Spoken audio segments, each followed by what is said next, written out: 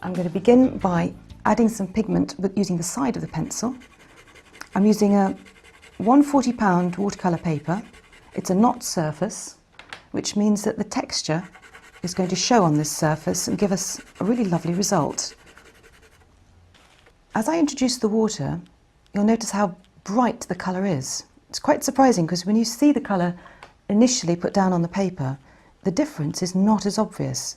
It's fabulous colours. If we just mix the two, so you get some lovely blending. And of course you can then remove the pigment with the brush and actually paint some brush strokes. So you can transfer the pigment on your drawing and make it more painterly if you wish. So we'll begin in the sky. Now we don't want the texture, so we'll just gently rub that in. The Graphitint gives a wonderful soft feel, quite suggestive. As we move down to the tree, we're best to touch the bright side first. If we just touch the Graphitint, you'll see how suddenly, from an ordinary drawing, we've got a fabulous bright light, bright suggestion of colour. If we now move on to the darker side of the tree, the more water you introduce, the more the paint will run, the pigment will run.